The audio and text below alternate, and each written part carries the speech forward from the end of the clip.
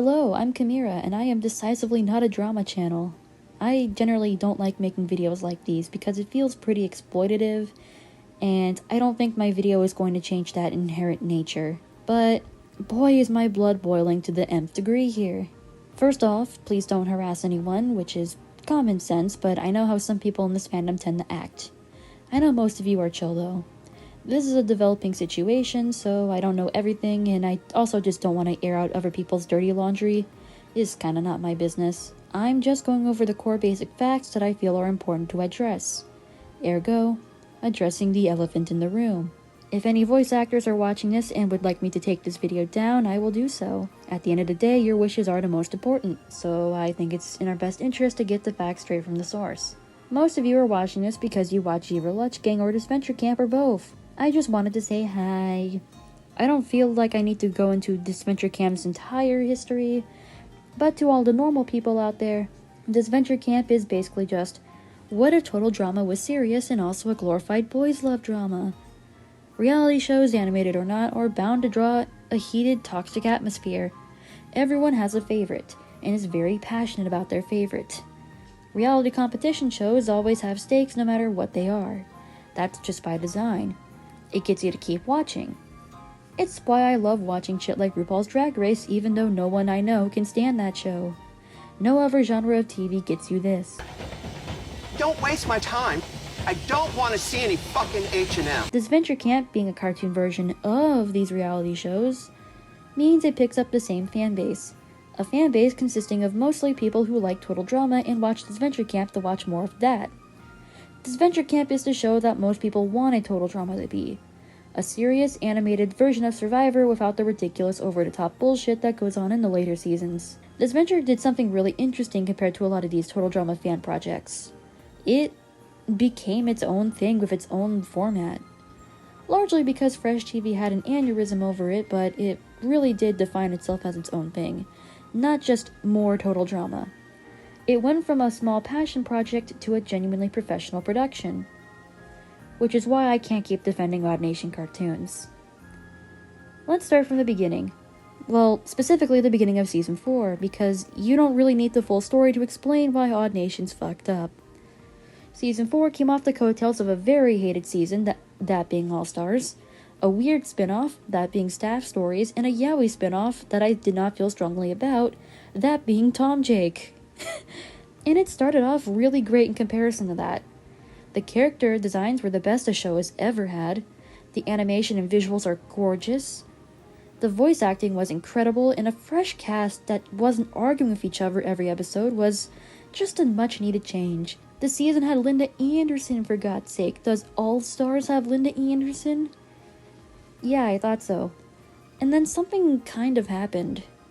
Midway through the season, they started introducing these plot lines that just were not exactly great. They're a little weird. Certain characters were pushed further than they should have been. The eliminated contestants were more entertaining to watch than the literal finalists, and the narrative was making it very apparent that a character the fandom, the proofreaders, just everyone in general did not like, was going to win in the most unsatisfying way imaginable. Fictional character Logan Bell won a fictional reality show in what was essentially just a poor writing decision. I definitely agreed with everyone. It was annoying that we had to wait an entire year for a pretty underwhelming and rushed finale that literally sidelined one of the literal finalists. I saw allegations that ONC were racist and misogynistic for this writing decision, but I am not qualified to talk about that kind of stuff, especially not on my shitpost YouTube channel, so come to your own conclusions there. It was bad enough that the people who were shoveling thousands of dollars into this project decided they had enough of funding a show that they only got occasional enjoyment out of. Like, I kid you not, I saw hordes of Patreon cancellations happen in real time. It was like non-stop on my timeline. Even still, I thought it was initially just an overreaction. Big deal, I thought to myself. It's just something that they'll get over in a couple days. But a couple days turned to a couple weeks, and it only got worse. Dare I say, Logan opened the floodgates, or as I like to call it, LoganGate. I'm not kidding about that. Bro got over his fear of water to literally open the dam with his bare hands. Tony Ellis, Logan's VA, posted a Google Docie a while ago, documenting his time as Logan. I'm not going to recount everything as it mostly just serves as a character analysis first and foremost, not to mention it really doesn't do anything to change my opinion on Logan. Ellis points out that originally, improv and character input were very important and crucial to how these characters acted. For instance, Vanessa Benoit and Kai Hauser both had a lot of input on how Ivy and Tristan would be portrayed. This is a good thing. It really adds a lot of personality to these characters that really made them shine in the first half of the season. Yet it was at the halfway point of the season, the point where the quality begins to drop, where improv became less desired and sticking to the script was more encouraged. Problem was that the script was just not that good. Apparently, the lead writer was boasting about writing a challenge in under 2 hours. Jared deconfirmed this, and of course Ellis edited the document to later say that it was actually a rewrite of the challenge, but it's still an insane amount of time for just revisions alone. It takes me several hours just to revise an essay for college, and it would take me forever to proofread something that would take up a large chunk of the episode, like the challenges do. This, of course, left little to no room for improv, although VAs were still allowed to have input every now and then. Man, they just don't get paid enough for that. Oh, wait, they actually don't get paid enough. The English cast of Disventure Camp only get paid in greetings, and they get a pretty small cut of the money. For context, greetings start at about $100, and can go even higher depending on the quantity of characters and what they're wearing. The VAs are only being paid $25 from that, which is a fourth of that. I'm not sure how the pay is distributed between animators, VAs, and artists, but doing some simple math, that really can't be good rates for any of them. I don't know if the pay is any different for the more expensive greetings, but I do think my point stands that it's still pretty bad that this is the only way the VAs are getting paid. Especially if your character is unpopular or just didn't make it very far.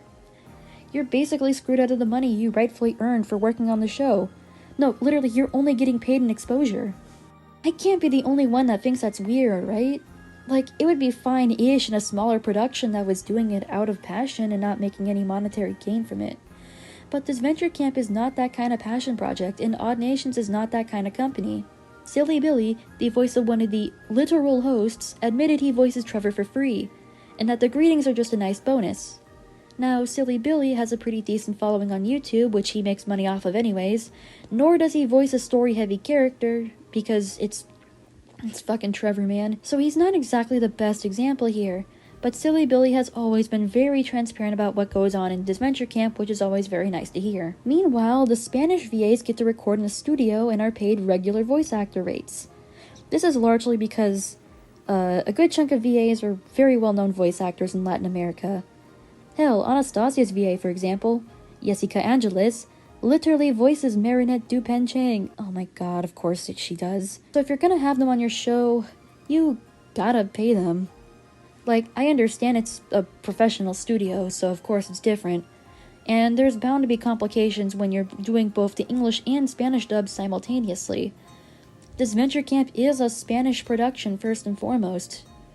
I just don't understand why the English actors don't get the same treatment when they're doing the heavy lifting. It just feels like a mismanagement of resources to me.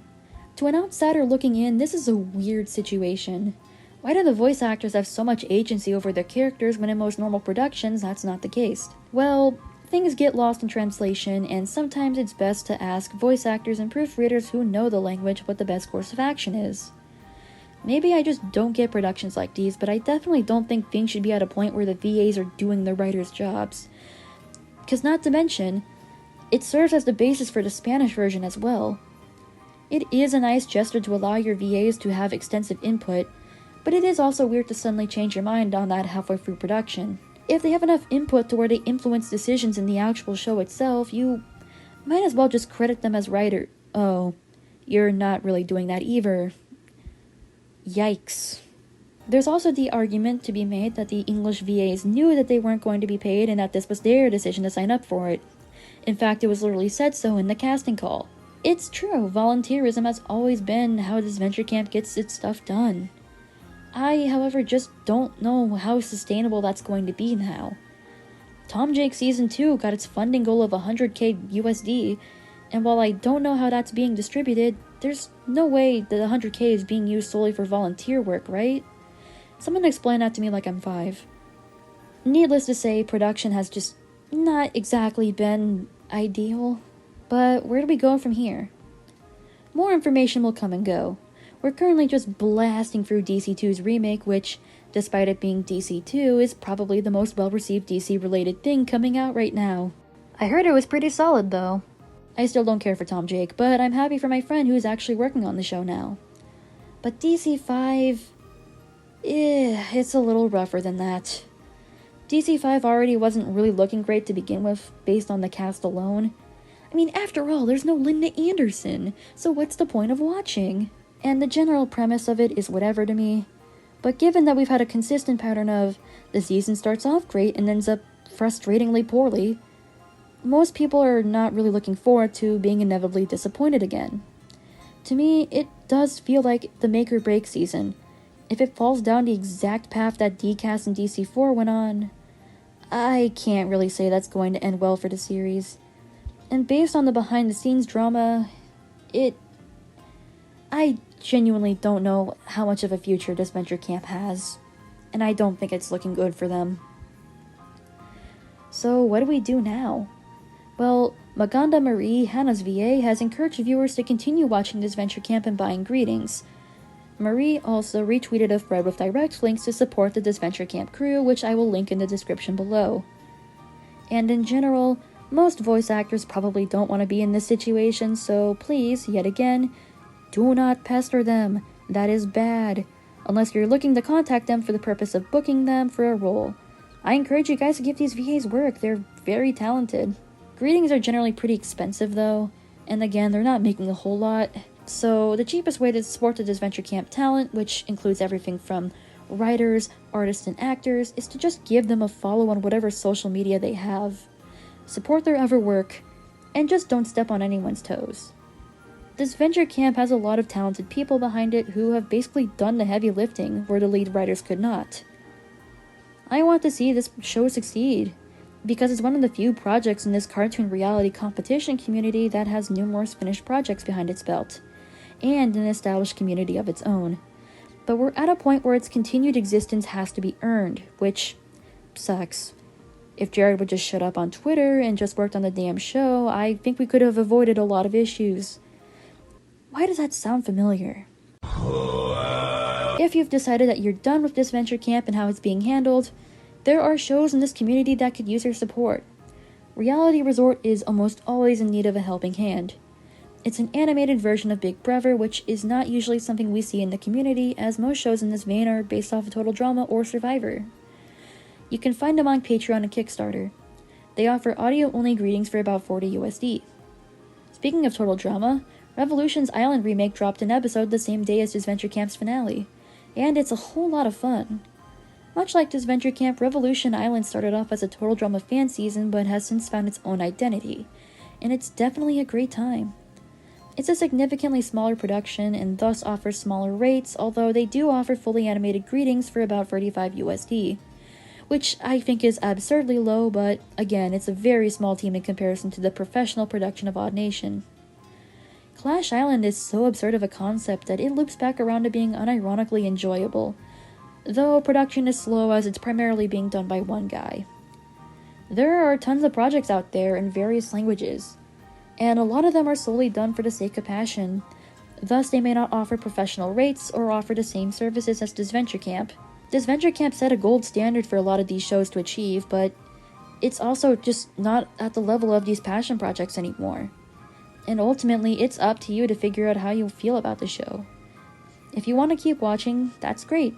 I don't think it's a moral failing on your part. If you don't want to support production anymore, that's fine too. Just remember to respect boundaries and just don't be a jerk. With that being said, I am Chimera Zone, and I will be signing off. Yahoo!